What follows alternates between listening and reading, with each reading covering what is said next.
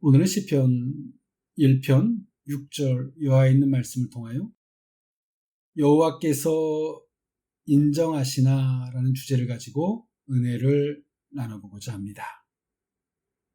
신앙생활의 결정체는 무엇일까요? 네, 하나님께로부터 인정받는 것이죠. 우리 인간 사회 삶도 그와 같은 것 같습니다. 우리가 직장에서나 어디서나 인정받을 때 그 인정받음으로 말미암아 세워지게 되는 것이죠. 그런 것처럼 우리 신앙생활도 이와 같습니다. 우리의 열심, 하나님하고는 상관이 없다면 우리가 하는 것은 종교생활에 불과합니다. 우리가 하는 열심도 그와 같겠죠.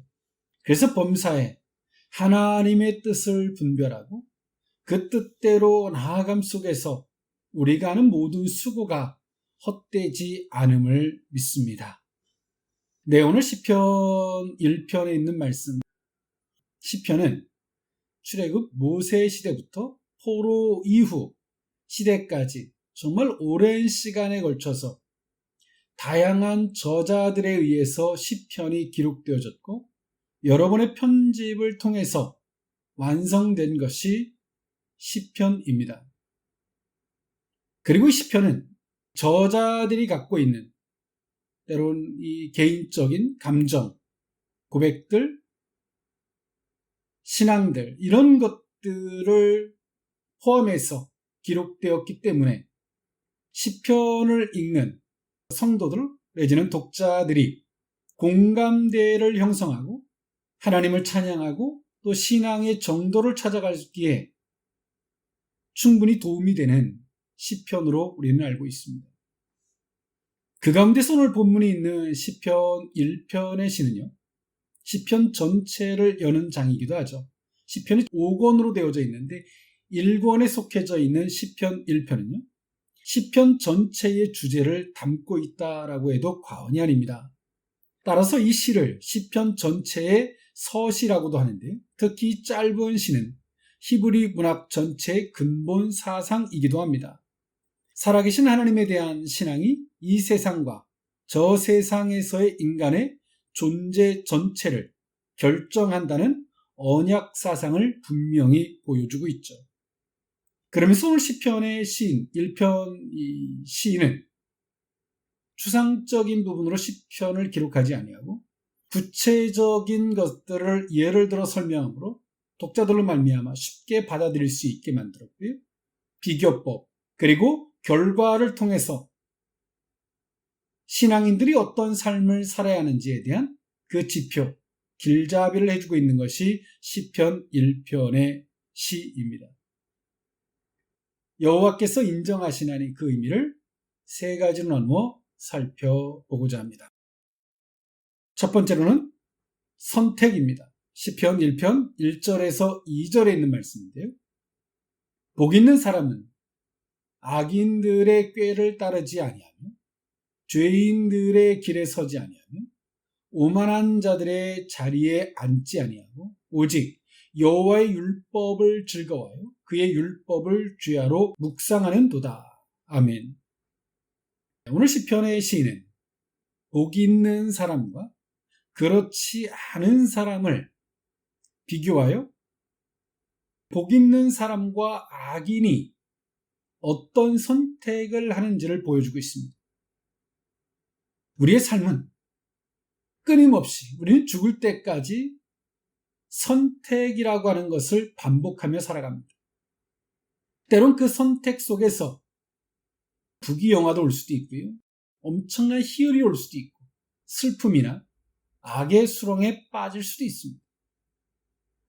그런데 사람들은 그릇된 선택을 반복하면서도 우리는 그 결과 속에서 우리의 선택을 돌아보지 않습니다. 사람을 원망하고 상황과 환경에 비탄할 망정, 내가 왜 이런 선택을 했지? 내가 이런 선택을 할 만한 내 의식이 무엇이 잘못된 것이지? 이렇게 돌아봄이 없다는 거예요. 우리의 선택은 우연한 것이 아닙니다. 내가 어떻게 그냥 우연찮게 그렇게 선택해서 그런 결과가 나온 것이 아니라 우리가 가지고 있는 신앙, 의식들, 가치관, 내 우선순위, 그 모든 것들로 인해서 선택되어진 것입니다. 우리는 그 선택을 통해서 때론 많은 아픔과 고통을 겪고 있으면서도 그 선택을, 그런 선택이 최선이라고 했던 내 의식을 돌아보지 않는다면 정말 슬픈 일이고 정말 안타까운 일이며 우리는 평생 그 슬픔을 반복하며 살 수밖에 없을 것입니다. 그래서 오늘 시편의 시인은 복 있는 사람의 선택과 악인의 선택을 비교하듯 설명해 주고 있습니다. 그러면서 오늘 시편 1편에 악인에 대한 표현을 세 가지로 했는데요. 악인, 죄인, 그리고 오만한 자라는 표현을 오늘 시편의 시인은 사용했는데요. 악인은 히브리어로 레사임, 즉 다시 말해서 인격이 부도덕하여 악의를 가지고 남을 해치는 자를 말하고 있고요. 그리고 죄인은요, 하타임인데요. 히브리어로 도덕적, 종교적인 죄인을 말하고 있습니다. 여기서는 하나님의 뜻에 맞지 않는 자를 말하고 있고요. 또 오만한 자는 히브리어로 레침인데요. 조롱하는 자, 즉 다시 말해서 하나님을 업신여기는 자를 말하고 있습니다. 즉 다시 말해서 누가 악인이고 누가 죄인이며 누가 오만한 자인가를 오늘 성경은 말해주고 있습니다. 우리가 선택이 없고 하나님이 일방적으로 이끌어간다면 우리의 신앙은 인격적 신앙이 아닙니다. 오늘 우리가 악인이라고 하는 것은 이처럼 우리가 가지고 있는 의도, 그리고 죄인이라고 하는 것은 하나님의 뜻이 뭔지도 모르고 하나님의 뜻을 찾으려고 하지도 않고 내 열심을 다하는 거죠. 하나님이 이렇게 하면 기뻐할 거야. 때론 사도 바울이 하나님의 뜻이 로마로 가는 것인데 사도 바울이 열심으로 도리어 예루살렘으로 올라가니까 어떻습니까? 수치와 어려움만 기다리고 있을 뿐입니다. 오늘 우리는 하나님의 뜻을 모르고 하는 모든 것들이 죄인이며 그 오만한 자는 하나님을 업신여기는 자다. 즉 다시 말해서 하나님의 뜻을 생각지 아니하고 하나님이 이럴 거야 저럴 거야 이런 식으로 살아가는 자가 곧 오만한 자다라고 성경은 말해주고 있어요. 복 있는 사람은 이처럼 악인을 따르지도 아니하고요, 죄인의 길에 서지도 아니하고 오만한 자들의 자리에 앉지 않습니다. 하나님이 이럴 거야 저럴 거야 말할 때 복 있는 사람은 그 말에 동의하지 않습니다. 오직 의인은 어떤 행동을 하냐면 2절에 보니까 오직 여호와의 율법을 즐거워하며 그의 율법을 주야로 묵상하는 자. 즉 다시 말해서 심사숙고하고 쉽게 생각이나 쉽게 마음을 내어주지 않는 거죠. 정말 하나님의 뜻이 무엇일까 심사숙고하고 지혜롭게 가는 것입니다. 이것이 곧 복 있는 자입니다. 하나님은 오늘 우리에게 어려운 상황과 여건 앞에서 우리가 어떤 선택을 하는지 지켜보고 계십니다. 때로는 오만한 자들이 하나님의 이름을 들먹거리면서 그것이 신앙이냐 비웃으면서 이렇게 저렇게 말할 때 우리의 마음이 거기에 동요되고 우리의 생각이 거기에 덧붙여지는지를 하나님은 보고 계십니다. 여러분, 신앙인들의 기회는 무엇인 줄 아십니까? 선택입니다. 오늘 우리가 어떤 선택을 하느냐에 따라 그 인생이 기회일 수도 있고 오늘 우리의 인생이 어떤 잘못된 선택을 한다면 우리가 하는 모든 열심은 어찌 보면 헛수고에 불과한지도 모릅니다. 오늘 시편의 시인은 아주 간단하게 그 모든 것들을 평정했어요. 선택이다. 복 있는 사람은 악인의 꾀를 따르지 아니하고 죄인들의 길에 서지 아니하며 오만한 자리에 앉지도 않는다. 여러분, 하나님의 이름을 부르면서도 자기 방법대로 행하는 사람들이 많습니다. 정말 하나님을 두렵고 하나님을 생각하는 사람은 힘든 게 무엇인지 아십니까? 세상의 방법대로 이렇게 하면 되는데 그렇게 못한다는 거예요. 세상 사람들은 쉽게 생각하고 쉽게 판단하고 쉽게 행동해도 하나님의 사람들은 그렇게 못한다는 거예요. 그 순간에는 바보 같고 미련한 것처럼 보이지만 여러분 기억하십시오. 결과 하나님의 판단은 의인들을 인정하시는 줄 믿습니다. 악인들을 하나님이 판단하시는 줄 믿습니다. 오늘 지금 우리는 어떤 선택을 할 것인지 지금 이 순간, 이 시간 하나님은 보고 계십니다. 오늘 지금 내가 예배를 드릴 것인가 말 것인가, 내가 기도를 할 것인지 말 것인지 여러분 어떤 선택을 하시겠습니까? 하나님은 지켜보고 계십니다. 오늘 우리의 선택이 기회가 될 수 있기를 원합니다. 신앙 고백이 될 수 있기를 원합니다. 하나님이 인정해 주시는 그 통로가 될 수 있기를 원합니다. 두 번째, 여호와께서 인정하시나니 두 번째 의미는 과정입니다. 시편 1편 3절에서 4절에 있는 말씀인데요. 그는 시냇가에 심은 나무가 철을 따라 열매를 맺으며 그 잎사귀가 마르지 아니함 같으니 그가 하는 모든 일이 다 형통하리로다. 악인들은 그렇지 아니하며 오직 바람에 나는 겨와 같도다. 아멘.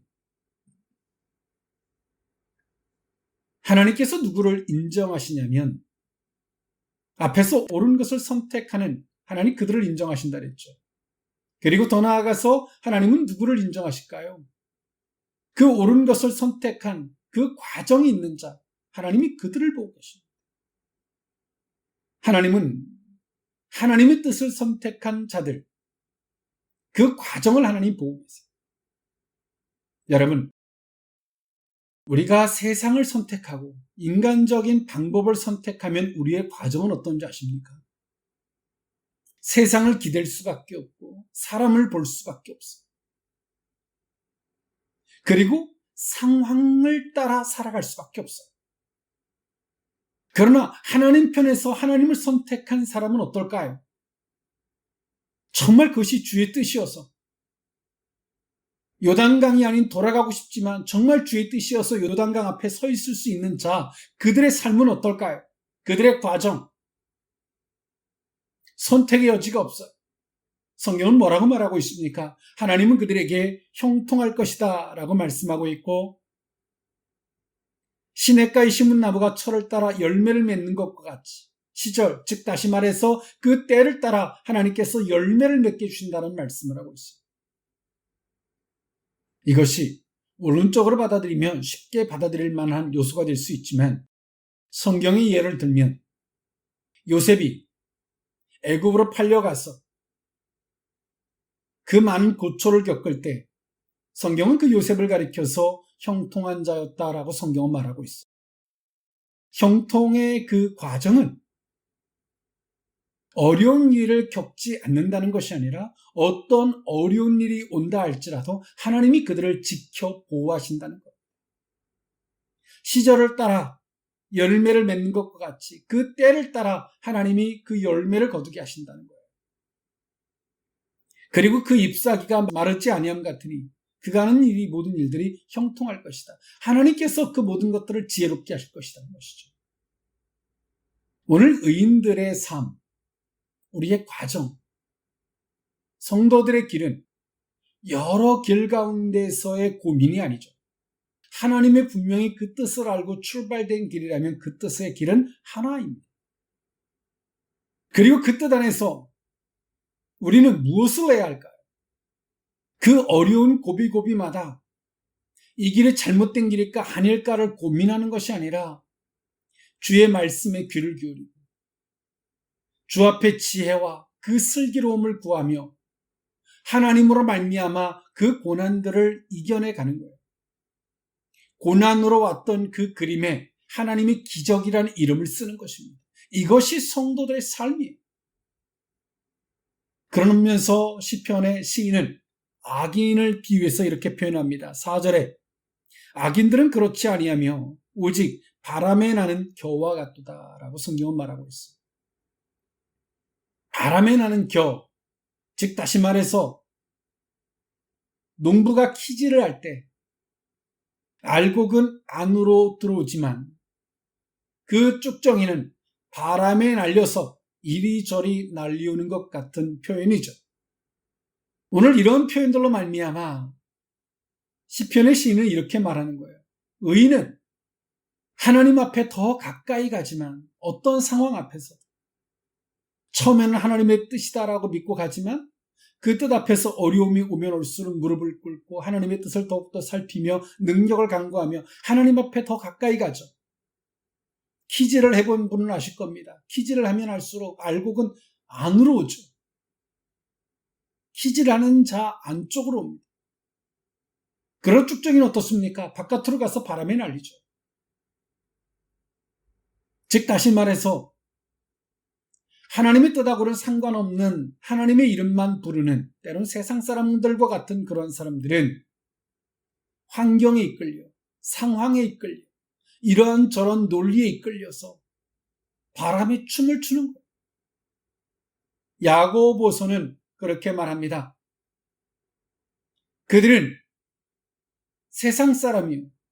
그들은 믿음이 없는 사람이요. 하나님과 상관없는 자라라고 말하고 있습니다.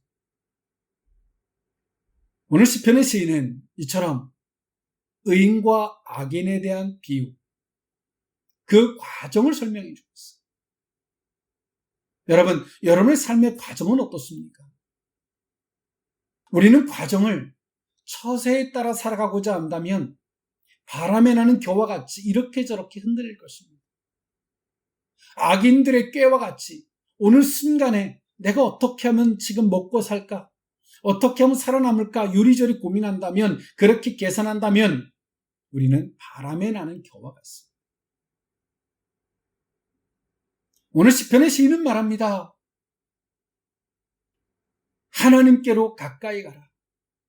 하나님을 선택하고 하나님의 뜻을 선택한 너희들의 발걸음 위에 하나님이 형통하게 해주실 것이다. 여러분, 하나님은 지금도 우리와 함께하고 계십니다. 하나님은 모세를 애굽으로 보냈지만 모세 혼자 보낸 것이 아니라 하나님이 동행하셨습니다.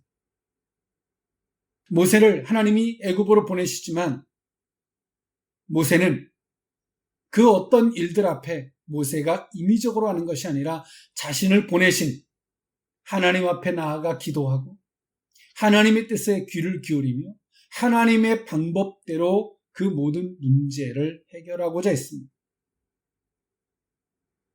오늘 시편의 시인은 지혜의 시로 분류되는데요. 여러분, 지금 우리의 삶의 과정이 어떻습니까? 분주하십니까? 어떻게 하는 것이 가장 지혜로운 것일지 이런저런 꾀가 생각나십니까?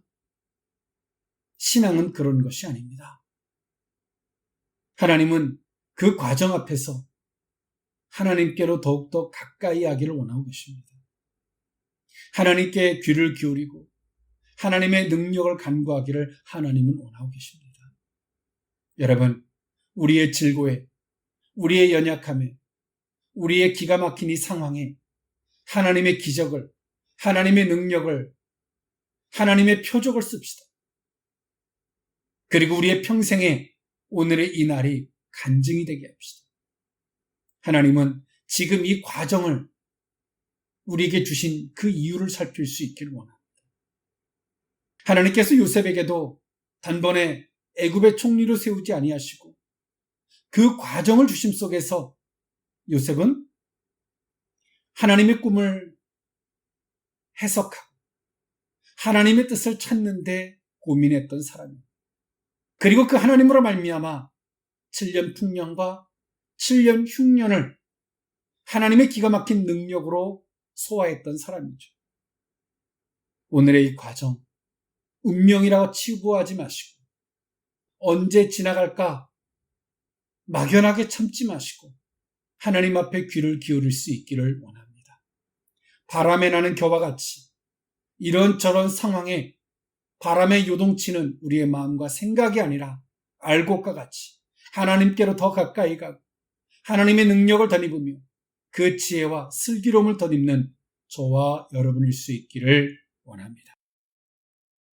마지막 세 번째, 여호와께서 인정하시나니. 세 번째 의미는 결과입니다.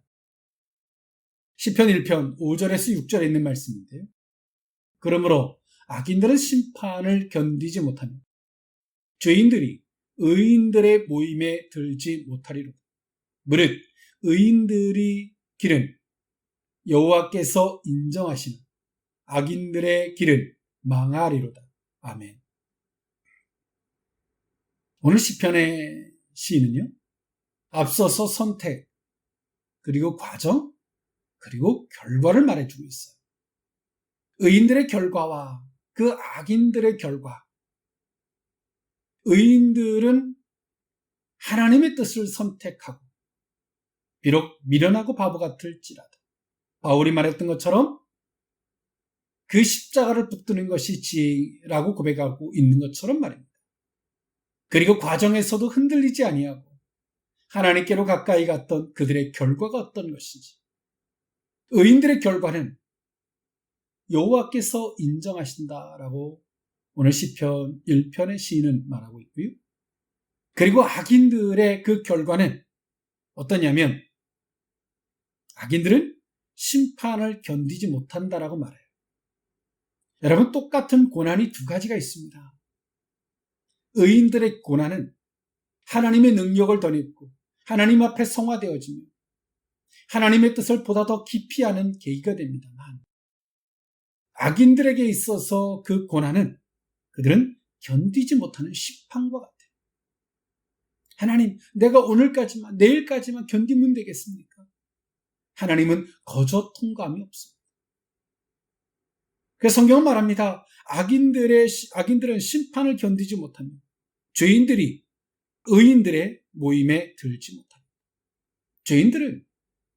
악인들은 왜 의인들의 모임에 들지 못할까요?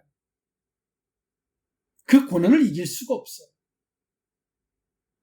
우리는 고난 앞에서 고난만을 해결하려고 하는 것이 아니라 그 고난을 주신 하나님의 뜻을 찾고 그 고난을 감당하기 위해 하나님의 능력을 간구하며 또 그 고난 앞에서 하나님의 지혜를 간구해서 그 하나님의 능력을 이겨내죠.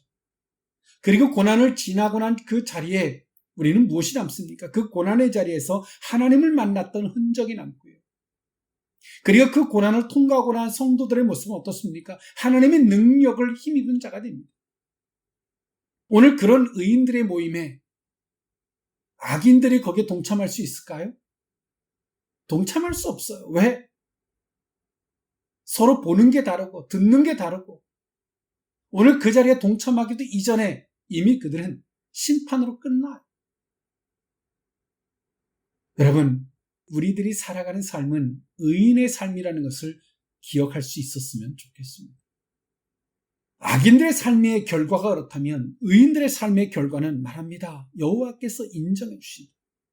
네가 그 고난의 날에 네가 바람에 나는 겨와 같이 흔들리지 않고 엉뚱한 생각을 하는 자들에게 편승되지 아니하고 네가 내게 더욱더 지혜를 구하고 내 본심을 찾고 내 뜻을 찾았던 내가 너 그때 보았다. 인정해 주시죠. 그리고 하나님은 그들에게 무엇을 주십니까? 맡기시는 은혜를 주십니다. 맡긴다는 것은 곧 인정해 주시는 거죠. 오늘 시편 1편은 6절로 이루어져 있는 너무나 짧은 시인데 기승전결이 아주 명쾌하게 서술되어져 있는 시이기도 합니다. 선택, 그리고 과정, 그리고 결과를 아주 명쾌하게 설명해 주고 있습니다. 사랑하는 성도 여러분, 오늘 이 시간이 지나고 나면 우리는 또 선택해야 합니다. 누구를 만날지 만나지 말아야 할지, 어디를 가야 할지 가지 말아야 할지, 내가 무엇을 우선해야 할지 나중에 할지, 내가 오늘 이런 생각이 드는데 이 선택을 내가 동의할지 말아야 할지 우리는 끊임없는 선택을 해요. 그런데 여러분, 그 선택을 하나님이 보고 계시다는 걸 기억하십시오. 그리고 그 선택들을 반복하면서 사람을 원망하거나 환경을 탓하기 전에 그런 선택들을 하는 우리의 자신을 한번 돌아볼 수 있기를 원합니다. 자신을 발견하라는 겁니다. 나는 왜 이런 선택을 계속 반복하고 있지? 하나님보다 사람을 우선적으로 생각하는 거구나. 하나님께로 인정받기보다는 사람의 감정을 살피고 사람이 뭐라 할까? 사람에게 인정받고 싶어하는 사람이구나. 돌아보라는 거예요. 아무리 옳은 선택이라 할지라도 그 과정에 어려울 수 있습니다. 그러나 그 과정은, 의인들의 과정은 우리에게 고난이 아닙니다. 하나님의 능력을 덧입을 기회, 하나님을 선택할, 하나님의 뜻을 알게 한 그 하나님을 더 깊이 알 수 있는 기회라는 사실을 기억할 수 있기를 원합니다. 그 결과의 성도들의 삶에 하나님의 축복하심과 인정하심이 있다는 것, 그것이 곧 믿음이라는 사실을 잊지 말기를 원합니다. 오늘 시편의 시인은 이 세상의 삶이나 이 세상 후의 삶이나 그 믿음의 결과라고 말하고 있습니다. 오늘 우리의 선택에, 우리의 과정에, 우리의 결과에 하나님이 인정하시는 그 은혜가 있기를 원합니다. 오늘의 이 시간이 기회가 될 수 있기를 원합니다. 기도하겠습니다. 사랑의 하나님, 의인들의 길은 여호와께서 인정하시나 악인들의 길은 망하리로다. 오늘 시편 1편의 시인이 고백하는 이 시의 음성을 듣습니다. 하나님, 우리의 선택, 우리는 끊임없는 선택들 앞에서 여전히 똑같은 것을 반복하면서도 그 선택을 하게 만드는 우리의 가치관, 우선순위, 의식들이 얼마나 잘못되어 있는지를 돌아보지 못했던 허물을 용서해 주시옵소서. 이제 하나님, 우리의 선택의 기준이 하나님일 수 있기를 원합니다. 하나님의 뜻일 수 있기를 원합니다. 그런 선택들 앞에서 하나님, 우리의 가는 길이 의인의 길이 되게 하시고 그 과정에서 단순한 어려움이 아니라 하나님의 능력을 덧입는 과정, 하나님의 지혜를 덧입는 과정, 하나님 앞에 명철을 덧입는 과정이 되게 하시고, 그리고 고난이 아픔과 상처로 기억되는 것이 아니라 하나님을 만난 그 신앙 고백으로 기억되게 하여 주옵소서. 그리고 하나님, 우리들의 결과가 의인들, 하나님이 인정해 주시는 길이기를 원합니다. 세상 끝날 주님이 우리를 보실 때, 그리고 하나님, 오늘 아닌 내일 하나님이 내가 너를 그때 보았다 일컬음 받게 주시옵소서. 하나님이 인정해 주시는 길이 우리의 길이 되게 하여 주시옵소서. 오늘의 지금 이 시간이 기회의 시간이 되게 하여 주옵소서. 예수님의 이름으로 축복하고 기도하옵나이다. 아멘.